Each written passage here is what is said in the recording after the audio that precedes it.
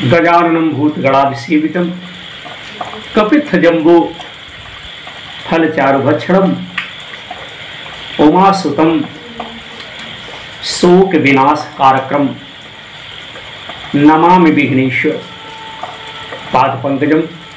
भगवान देवकी नंदन की जय हो। हमारे समस्त भाइयों की जय हो। गुरुदेव महाराज की जय हो। साथियों, मौसम सही ना होने के कारण, लाइव प्रसारण में व्यवधान आने के कारण श्रीमद्भागवत महापुराण की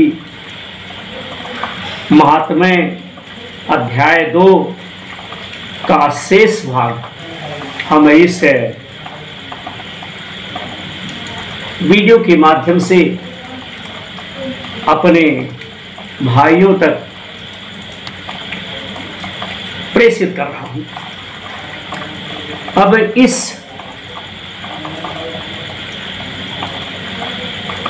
कथा को सुनना या ना सुनना आप सबके ऊपर है। हम भगवान की कृपा से जो कुछ भी हमारे अंदर ज्ञान है वह जनमानस की सेवा में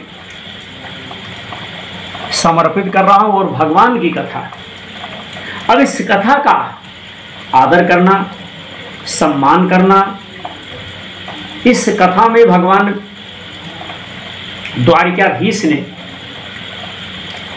जो कुछ चरित्र या हमारे ऋषि मुनि साधु संतों ने जो कुछ भी इस कथा के माध्यम से जनमानस के कल्याण के लिए हितो उपदेश की जानकारी दी है, चाहे आप लोग इसे प्रयोग करें चाहे आप लोग इसे प्रयोग ना करें, इसलिए कि जो कुछ भी हमारे अंदर भक्ति ज्ञान वैराग्य है, मैं निरंतर उस चीज को वीडियो के माध्यम से बना करके आपके अपने YouTube चैनल विनोद प्रहरी यूट्यूबर उस पर अपलोड कर रहा हूं। आपका प्यार, आपका स्नेह, आपका अगर ज़मीर, अगर आपकी आत्मा आपकी अंतरात्मा, आपकी भावना अगर आपको प्रेरित करती है तो सुनिए। इस कथा को सुनने से हमारा ही कल्याण नहीं होगा, हम यह कथा जनमानस के कल्याण के लिए, सबके कल्याण के लिए, सबकी भलाई के लिए यहां से प्रसारित कर रहा हूं। हमें जो करना है, हम अपने उस कार्य को, हम अपने उस लक्ष्य को, हमें जो सफर पूर्ण करना है, उस लक्ष्य के लिए हम निरंतर चल रहे हैं, चलते रहेंगे। जब तक हमारे अंदर शक्ति रहेगी, ताकत रहेगी, हिम्मत रहेगी और आप सबका आशीर्वाद और भगवान की महिमा, गुरुदेव महाराज की असीम कृपा रहेगी, हम कुछ ना कुछ जनमानस की सेवा में अपने टूटे फूटे स्वरों से बना करके प्रेषित करते रहेंगे, भेजते रहेंगे, देते रहेंगे, दिखाते रहेंगे। चाहे आप देखिए चाहे आप मत देखिए, हम किसी को जबरदस्ती तो दिखा नहीं सकता, केवल संदेश, पैगाम, सूचना दे सकता हूं। जिसको सूचना अच्छी लगे, जिसको हमारा संदेश अच्छा लगे, अपने जीवन में धारण करे। अरे अपने जीवन में आप धारण करोगे तो आप ही का कल्याण होगा, हम सुधरेंगे, युग सुधरेगा। आशा और विश्वास के साथ अगर उस कार्य को आप करेंगे तो निश्चित तौर पे आपका कल्याण होगा। तो नारद जो है भक्ति कि किस प्रकार से समस्या, किस प्रकार से जो उनकी परेशानी है समाप्त हो। नारद जी के मन में जब नहीं आए तो उन्होंने कहा कि तब करेंगे, और जब तब करने के लिए तैयार हुए तो साधु संतों की टोली आ गई। हमने भाग 1 में उसका जिक्र किया है, और वीडियो ज़्यादा बड़ा हो जाता, अध्याय या भाग या लेसन ज़्यादा लंबा हो जाता, इसीलिए हमने उस कथा को 2 भागों में विभाजित कर दिया। 2 भागों में हमने कर दिया, 2 खंड में कर दिए, ताकि कम समय में हमारे भाइयों को यह भगवान की अद्भुत लीला, ऋषि मुनियों का संदेश आराम से पहुंचे। और आप लोगों से निवेदन है कि आप लोग जब तक पूरा वीडियो जो यहाँ से बना करके जनमानस की सेवा में समर्पित किया जा रहा है, प्रेषित किया जा रहा है, YouTube चैनल पर अपलोड किया जा रहा है, जब तक आप उस कथा को पूरा देखेंगे नहीं, सुनेंगे नहीं, और जब तक उस कथा में जो रहस्य है, जो चरित्र है, जो चर्चाएं हैं, उसको अपने जीवन में आप धारण नहीं करेंगे तो आनंद नहीं आएगा। जब तक भूख नहीं रहेगी तब तक भोजन अच्छा कहाँ से लगेगा। अगर प्यास नहीं है तो चाहे गंगा जल आपको दे दिया जाए, चाहे जो भी जगह का जल आपको दे दिया जाए, अच्छा नहीं लगेगा। अगर आपको प्यास लगी रहेगी तो आपको अगर गढ़ही का जल दे दिया जाएगा तो आप उसे पी लेंगे और तर्क वितर्क नहीं करेंगे। अगर आपको प्यास नहीं लगी, आप जल रखना चाह रहे हैं या आपको जल की आवश्यकता नहीं है, तो तरह तरह की चर्चाएं जल के विषय में करें, ठंडा है, ताज़ा है, कैसा है, कहाँ गया हुआ है, और जब प्यास लगे रही तो भैया पी जाओगे। जिस प्रकार से जो व्यक्ति मरता है या मृत शैया पर पड़ा हुआ है, तो अगर उससे आप कह दीजिए रोगी को कि भैया यह दवा आपको ठीक कर देगी, तो चाहे जहर ही रहेगी, आपसे तर्क वितर्क नहीं करेगा, वह तुरंत ग्रहण कर लेगा, पी लेगा, खा लेगा। इसलिए कि जब जिसकी आवश्यकता रहती, जिसकी जब ज़रूरत रहती है, तब वह चीज़ अच्छी लगती, बढ़िया लगती, सुंदर लगती है। हमारे कहने का मतलब यही है, अगर आप लोग अच्छा लगे तो आप लोग इसे धारण कीजिए। हम तो जनमानस के कल्याण के लिए जो कुछ भी है उसे समर्पित कर रहा हूँ। जय जय शिव शंकर भोलेनाथ, जय गुरुदेव महाराज की, जय द्वारिकाधीश की। सनकादिक जी ने कहा, जब देवर्षि सबसे कहने लगे किस प्रकार से, तो सनकादिक ऋषि ने कहा कि हे देवर्षि, आप चिंता ना करें, मन में प्रसन्न हो जाइए, खुश हो जाइए। उनके उद्धार का एक सरल उपाय पहले ही विद्यमान है। उनका किस प्रकार से कल्याण हो, उनके कल्याण के लिए एक युक्ति पहले से ही तैयार है। हे नारद जी, आप धन्य, आप विरक्तों के शिरोमणि हैं, श्री कृष्ण दासों के शाश्वत पथ प्रदर्शक एवं भक्ति योग के भास्कर श्री कृष्ण जी हैं। आप भक्ति के लिए जो उद्योग कर रहे हैं, यह आपके लिए कोई आश्चर्य की बात नहीं है। भगवान के भक्त के लिए तो भक्त की समय का स्थापना करना सदा उचित ही है। ऋषियों ने संसार में अनेकों मार्ग प्रकट किए हैं, तरह तरह की चीजें बताई है, किंतु वे सभी कष्ट साध्य हैं। हमारे साधु संतों ने जो नियम बताया है उसमें तो भैया कुछ ना कुछ दिक्कत रहती, परेशानी रहती है, और परिणाम में प्रायः स्वर्ग की ही प्राप्ति कराने वाला है। लेकिन जो हमारे साधु संतों ने चीज बताई, अगर उस चीज को किया जाए तो अंत में क्या होता है भैया, भगवान की भक्ति दिलाने वाला है। ऐसा मार्ग उसका उपदेश करने वाला पुरुष प्रायः भाग्य से ही मिलता है। हमारे साधु संत जो चीज बताते हैं उस चीज को प्रयोग करने वाला कोई बिरले ही मिलता है, और जिसका भाग्योदय होता है वही साधु संतों के उपदेश परामर्श का अपने जीवन में लाभ लेता है, वही प्रयोग करता है। आपको आकाशवाणी ने जिस सत्कर्म का संकेत किया है, जिस तरफ आकाशवाणी ने आपको इशारा किया, प्रेरित किया है, उसे हम बतलाते हैं। वह आकाशवाणी क्या कही उसको हम आपसे बता रहे हैं, आप समझ नहीं पा रहे हैं। आप प्रसन्न समाहित चित्त से होकर के सुनिए। हे नारद जी, द्रव्य यज्ञ, तपो यज्ञ, योग यज्ञ और स्वाध्याय रूप ज्ञान यज्ञ, ये सब तो स्वर्गाद की प्राप्ति कराने वाले कर्म की ही ओर संकेत करते हैं। पंडितों ने ज्ञान यज्ञ को ही सत्कर्म मुक्तिदायक कर्म का सूचक माना है। वह श्रीमद् भागवत का पारायण है, जिसका गान सुकाद महानुभाव ने किया है।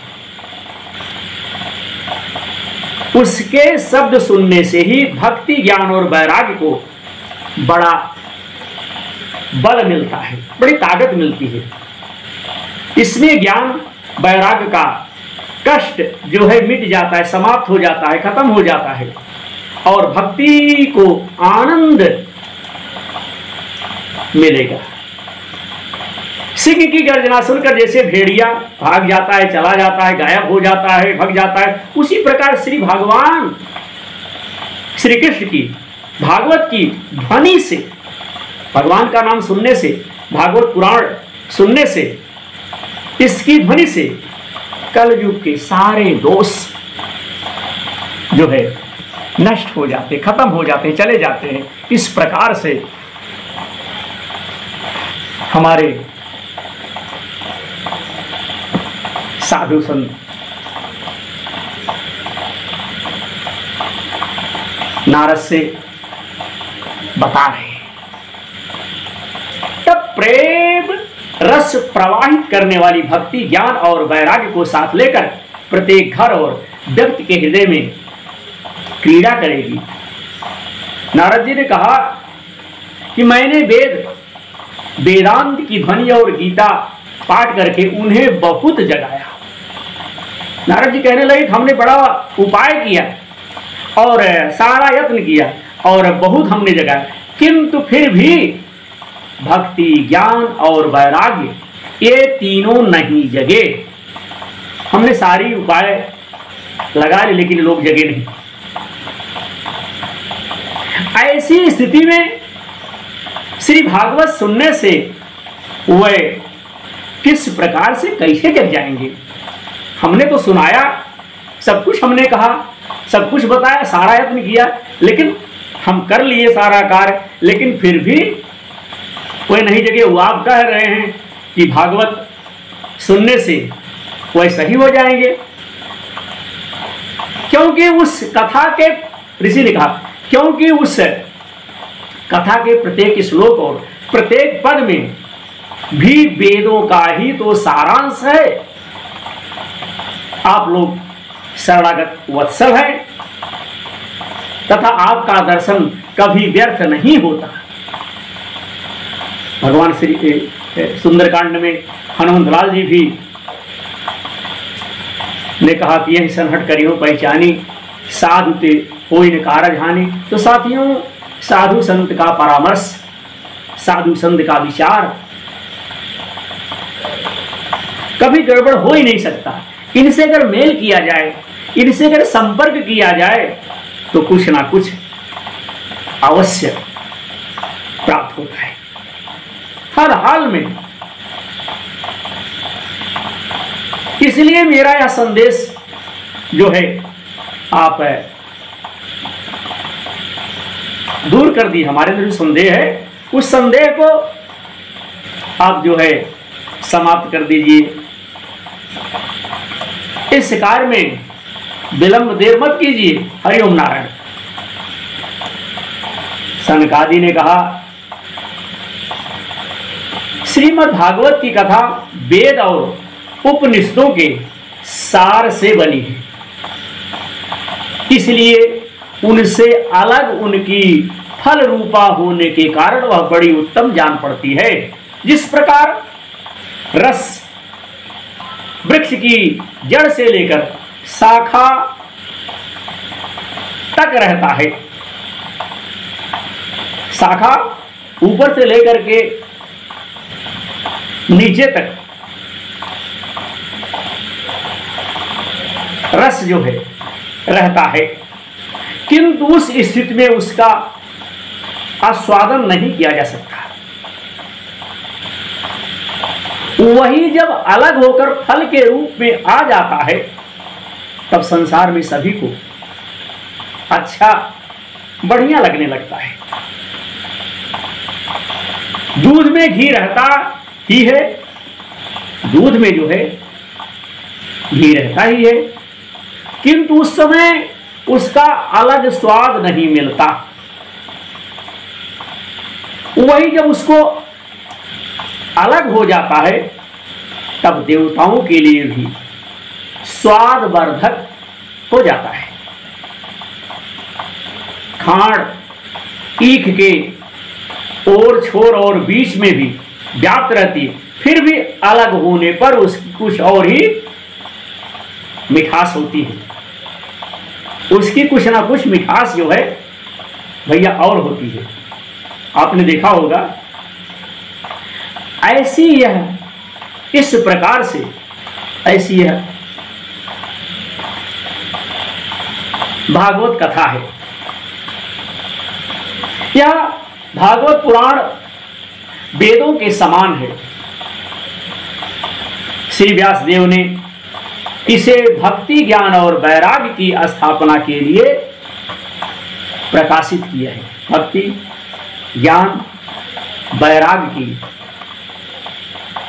स्थापना के लिए जनमानस के कल्याण में इसे लिख करके रच करके समर्पित किया है। पूर्व काल में जिस समय वेद वेदांत के पारगामी और गीता की रचना करने वाले भगवान व्यास देव जो हैं, खिन्न होकर, पता नहीं किस चीज से, आगे के कथा में मिलेगा, वेद व्यास जी खिन्न हो गए भैया, कुछ क्रोधित हो गए, खिन्न होकर अज्ञान समुद्र में गोते खा रहे थे। उस समय आपने उन्हें 4 श्लोक में इसका उपदेश दिया था। उसे सुनते उनकी सारी चिंता जो है खत्म हो गई, दूर हो गई। जो आपने 4 श्लोक बताई थी, उसे सुनते उनकी सारी समस्या जो है खत्म हो गई। फिर इसमें आपको आश्चर्य क्यों हो रहा है?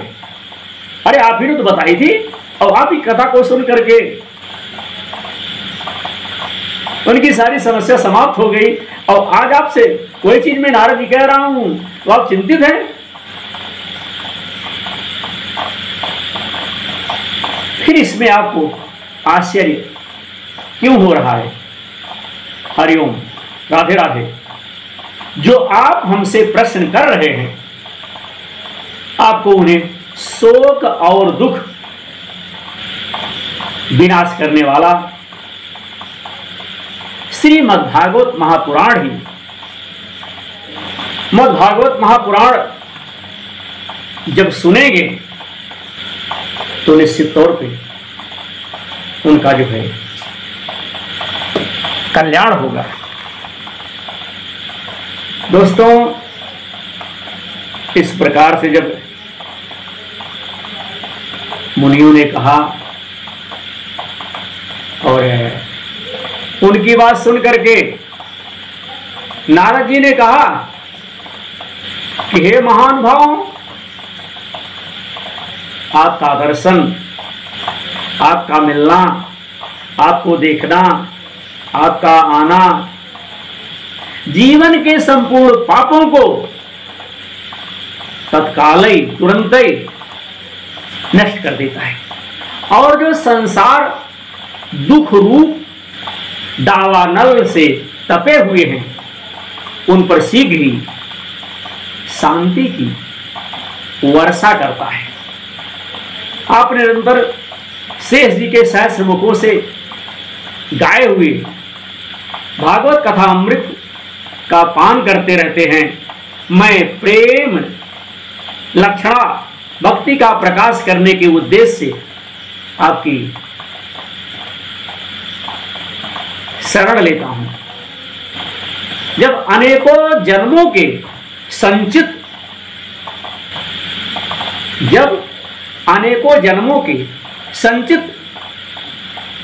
पुण्य का फल उदय होने से मनुष्यों को सत्संग मिलता है, भगवान की चर्चा करने का या कराने का अवसर मिलता है भैया।